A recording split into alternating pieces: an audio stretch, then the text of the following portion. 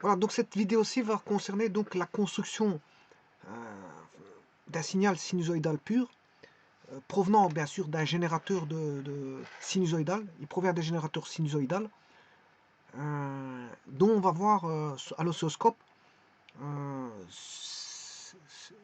cette sinusoïde. Cette sinusoïde va apparaître, la sinusoïde provenant du générateur de fonction, mais là je prends un générateur de fonction sinusoïdale, va apparaître à l'oscilloscope et on va voir comment construire, comment faire apercevoir la sinusoïde. Bon, ce qui veut dire qu'ici, mon signal analogique ici sera tout bonnement un signal alternatif. Il sera alternatif. Donc, s'il démarre en 0, on a un signal sinusoïdal alternatif, une certaine fréquence. Voilà. Donc, mon signal analogique, ça va être un signal alternatif. Signal sinusoïdal alternatif. Donc ça, c'est signal analogique. Voilà. Et le tout, c'est de le faire percevoir au travers de l'oscilloscope. Mais avant toute chose, je vais sur Scilab et je vais construire tout d'abord ma sinusoïde. Bon, la sinusoïde, je peux le faire à l'aide d'un vecteur, mettre deux sinusoïdes, mais je vais en faire qu'une seule. Ma sinusoïde, tout d'abord, il faut définir l'étendue. Bon, si je travaille en degrés, ben, je vais aller de moins 180 degrés, par exemple, par, voilà, et là, c'est fondamental ici. Regardez ce que je vais faire. C'est très important. Je vais mettre, voilà, un calcul de points tous les dixièmes. Bon, j'aurais pu mettre tous les centièmes. Voilà, tous les millièmes. Et plus c'est rapproché, plus la sinusoïde va paraître parfaite. Et je vais aller jusqu'à 180. Et là, voilà, c'est la sinusoïde. Voilà, il a tout calculé.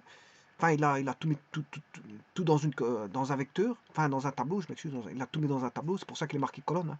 Il a mis tout en ligne colonne. Et il a calculé tous les points X qui étaient prétendants pour faire un calcul avec une fonction. Alors la fonction, je vais la rentrer maintenant. C'est plot ou plot 2D. Alors plot 2D, je vais mettre donc X, virgule, sinus, il n'y a qu'une seule fonction, je ne mets pas sous forme de vecteur. Donc je vais mettre tout simplement sinus en degrés, sinus D, X. Et non, il doit pouvoir me tracer, si je ne fais pas d'erreur, la fonction. Voilà. De moins 180 à 180. Bon. Je peux augmenter l'étendue. Je vais augmenter l'étendue. Je vais aller de moins 720 à 720.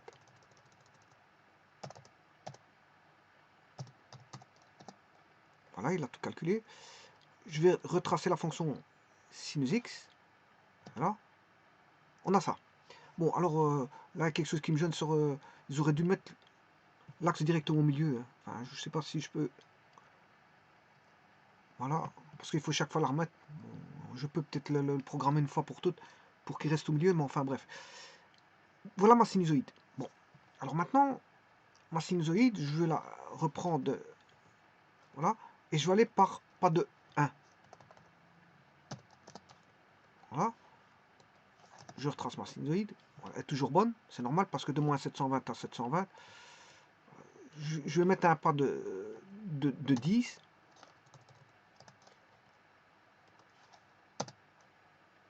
Elle est toujours bonne. C'est normal parce que c'est trop grand. Hein. Moins 720, 720, c'est trop grand. Donc, bon, je vais faire un pas de 50. Là, normalement, on devrait commencer à voir apparaître quelque chose qui n'est plus... Voilà, elle commence à se casser. À se briser. Parce que c'est une interpolation linéaire, c'est normal. Donc, tous les 50, il va faire une interpolation. Donc, si l'espace est trop grand, si le delta t, enfin, ici c'est delta x, si le delta x est trop grand, voilà, qu'est-ce qui va se passer? Vous allez commencer à voir l'interpolation linéaire. Hein. Donc, là, je vais mettre 150, vous allez voir qu'elle est fameusement brisée. Voilà, on est d'accord. Donc, plus vous allez calculer les points de manière avoir des points de moins en moins espacée, de plus en plus, vous allez voir l'interpolation linéaire et vous n'allez plus avoir une sinusoïde, mais bien, voilà, des lignes brisées. Ça, il faut en tenir compte fameusement. Alors ça, je l'ai dessiné en degrés, je vais le dessiner en radian. Alors pour aller en radian, je vais définir, non pas moins 720, je vais aller jusque moins 4 pi radian. Ce qui fait 2 pi c'est 360 et 4 pi c'est 720. Donc 4 fois % pi. Et là, bon, 50 n'a plus... 4 pi c'est 4 fois 3, ça fait 12. Voilà, donc on va aller de moins 12 à 12. Donc le 50 n'a plus lieu d'être parce que vous ne verrez pas apparaître la courbe. Hein. Ça, voilà. 4 fois % pi. Voilà. Et je dessine, cette fois-ci non plus sinus D, mais sinus tout court parce que je suis en radian. On voit rien, c'est normal. C'est tout à fait logique. Alors maintenant, c'est normal parce que bon, l'intervalle, je peux pas le mettre au-delà de 4 pi, moins 4 pi, 4 pi. Hein. Donc, je vais mettre...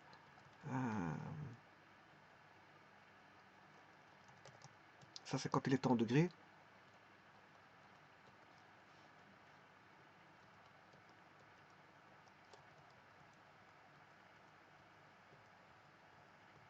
Il ne met plus le 4 pi.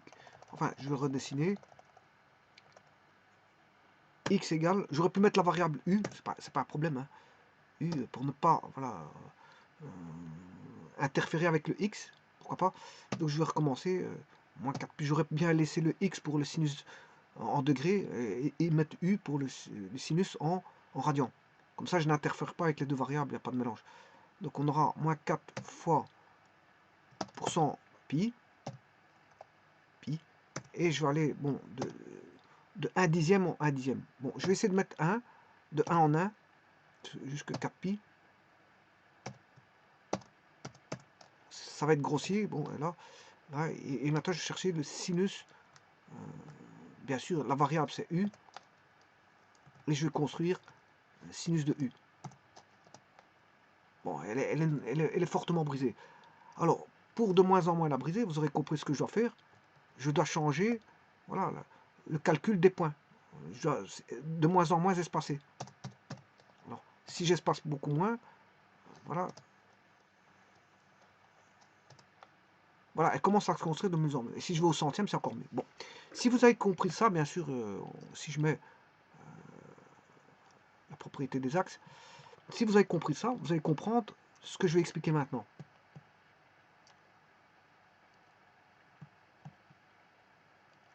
Vous allez comprendre ce que je vais expliquer maintenant. Je vais créer à partir d'un générateur de signal. Donc pour ça, il faut que j'aille chercher dans Application Xcos. Je vais prendre un générateur de signal sinusoïdal. Voilà. Je vais prendre un échantillon, enfin on va dire, il va donner un échantillon tous les c'est ça qui va faire l'espacement. Hein. C'est ça qui va vous faire l'espacement. En fait, c'est un clock, donc il va donner. Voilà, je peux vous montrer. Hein. Bon, je vais retirer. Alors à ce moment, il faut que je retire celui-ci. Je vais enlever celui-ci. Bon, je l'efface, delete. Bon, alors pour ça, il faut que j'aille chercher un C event clock tout seul. Voilà. Et je mets. Voilà. Il va échantillonner ceci. Enfin, il va créer un signal horloge impulsionnel que vous pouvez. Voilà, ici c'est tous les unités. Les unités, il va voilà, envoyer un signal impulsionnel. Donc, si je vais dans là, tous les 3, je peux mettre tous les 3 ou tous les 4. Voilà. Tous les 4, il va envoyer un signal horloge. Voilà, tous les 4, il envoie un signal horloge. Bon, je peux faire tous les 4. Si je fais tous les 4, je peux faire tous les 5, tous les 6, tous les 7, peu importe. Donc, je vais de nouveau reprendre. Je vais faire tous les 6. Voilà. OK. Et j'envoie le signal. Et on voit que tous les 6, il envoie une onde impulsionnelle. D'une impulsion à 6, à 12, à 18, à 24, etc. Bon. Alors j'aurais pu mettre aussi un offset, un point de départ. Donc je vais chercher un offset. Je vais commencer à 5. Et à 5, l'offset il va commencer à 5. Ça veut dire que le signal va commencer en 5. Et je vais faire tous les trois. Tous les trois. Il va envoyer un échantillon de temps tous les trois. 3 unités de temps. Avec un offset débutant en 4. On va mettre en 4. Oui, ça je peux pas mettre plus petit. Ça ne marchera pas. Donc je vais mettre tous les 5. Voilà. Ou alors je mets 3. Et il va commencer en 2. Ça, je peux faire. L'offset doit être toujours plus petit que l'unité de temps. Voilà. Et là, maintenant, si vous regardez, ben, il va commencer en 2. Et à partir de 2, plus 3, ça fait 5. Plus 3, ça fait 8. Plus 3, ça fait 11. Plus 3, ça fait 14. En fait, voilà. Donc, vous avez créé, je veux dire, un signal qui va débuter en 2. Un signal impulsionnel qui va débuter en 2. Et tous les 3, il va envoyer une impulsion. Bon. Si vous avez compris ça, c'est ça qui va me permettre de créer ma sinusoïde point par point. Mais pour ça, il faut que je mette un signal sinusoïdal. Donc le signal sinusoïdal nécessitera, bien sûr, comment on appelle ça, un générateur de fonction sinusoïdale à une certaine fréquence. Voilà. Bon, et alors un oscilloscope non plus événementiel comme je viens de prendre, mais normalement c'est un C-scope. C-scope, voilà, celui-ci. Il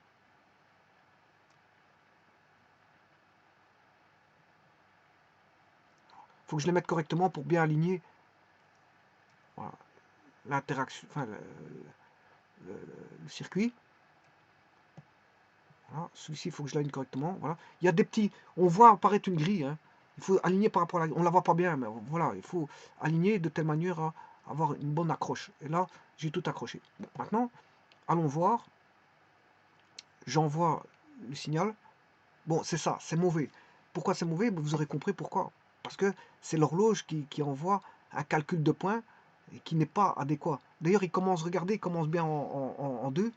Hein, pourquoi? Parce que bon, je peux le faire commencer en, je sais pas, bon, tout d'abord, je vais régler ce problème de... C'est pas bon.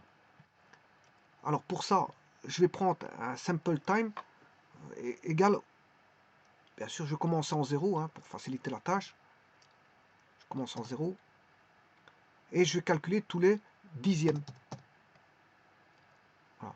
Alors maintenant, je peux envoyer le signal. Vous voyez que j'ai déjà une sinusoïde déjà un peu meilleure.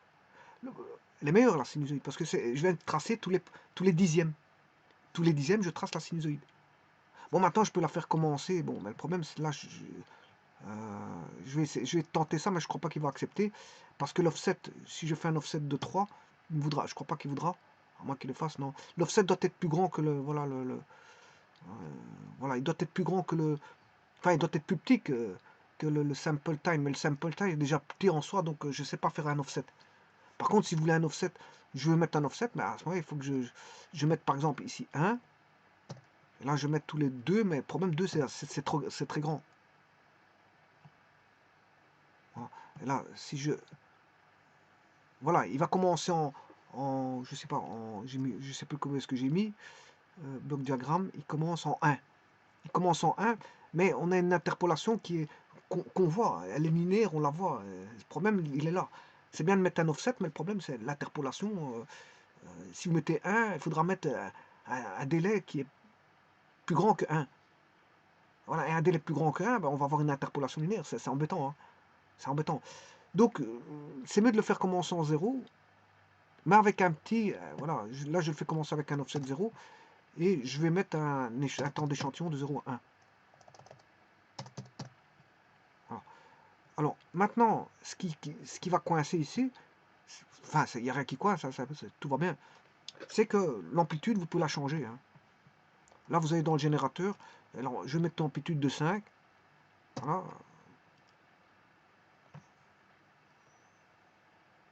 Voilà, on a une amplitude qui va aller de plus 5 à moins 5, le maximum plus 5 et le minimum moins 5. Voilà, et je peux changer même la fréquence. Hein. Bon, la fréquence, si vous voulez la tracer, la fréquence, ben, vous changez le U, vous faites 3 fois U, voilà, là vous avez 3 fois... Voilà.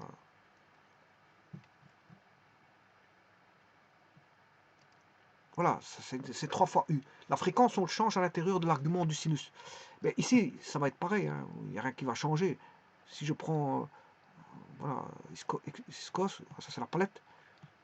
Mais si je prends ce fichier-là, enfin, ouais, le document-là, si je veux changer la fréquence, ben, je peux changer la fréquence. Hein. Je vais mettre une fréquence de, voilà, de 3 radians par seconde.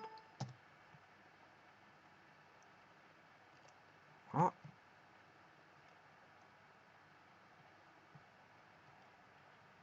Bien sûr, il faut aller chercher le graphique, il est là. Là, mais il l'a mélangé avec l'autre. Donc ici, je vais peut-être effacer celui-ci, CLF. Je vais faire un CLF comme ça, bon, j'ai plus de problème avec ça. Ok, bon, et je m'intéresse uniquement à celui-là. Voilà, on est d'accord. Donc là, il a mis une fréquence voilà, de 3 radians par seconde, je crois. Je crois que j'avais mis ça. Voilà, donc il est plus resserré. Bon, je peux changer encore une fois la fréquence, hein. Mettre une plus grande fréquence encore. Block diagram, bon, je vais mettre une fréquence de 5 radians par seconde. Je vais mettre 20 radians par seconde. En une seconde, il fait 20 radians. Voilà, là.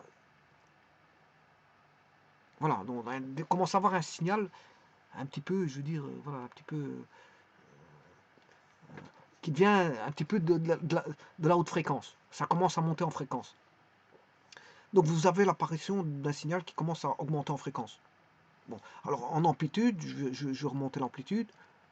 Je vais mettre un signal de 20 volts, pas 520 parce que c'est beaucoup. Voilà, 20 volts. Voilà, et je lance la simulation. Voilà, vous avez ça. Donc ça devient de la haute fréquence là. Parce qu'on commence à ne plus rien voir. Enfin, la moyenne fréquence, ou je sais pas quoi, mais en tout cas, la fréquence commence à se resserrer. Ça veut dire que bon, là, vous rentrez commencez à monter en fréquence. Voilà. Donc ici, je vais mettre 2 radians par seconde. Voilà. Et là, ce qu'il a écrasé, on ne voit plus tellement bien voilà, la tension. Un petit peu écrasé. Voilà, mais maintenant, ça c'est peut-être parce que, non, même en faisant ça, il l'a un petit peu écrasé.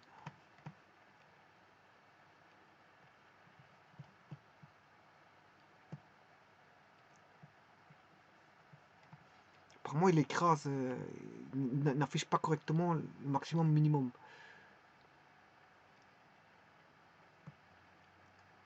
Bon, maintenant, je peux faire aussi, je peux redescendre la tension, je remets à 15.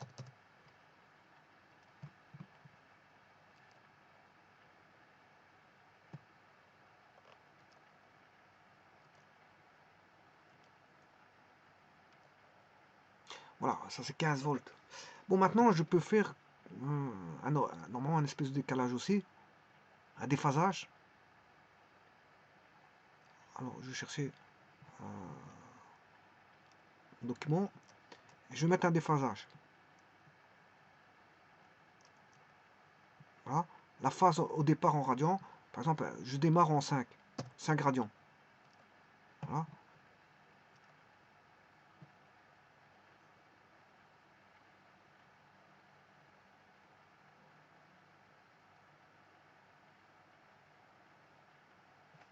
Voilà, et en fait, pour le voir, il faut mettre les axes. Hein, pour avoir, être déphasé. Être déphasé, voilà. Donc si je mets middle, il faut mettre ça pour ça, il faut regarder. Voilà. Celle-ci, elle est déphasée. Vous voyez qu'elle passe pas en 0. Hein. Un sinus, ça passe en 0 d'office. Hein.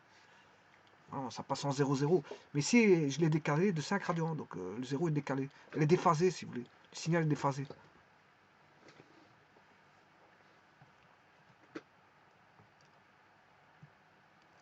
Voilà, je vous remercie.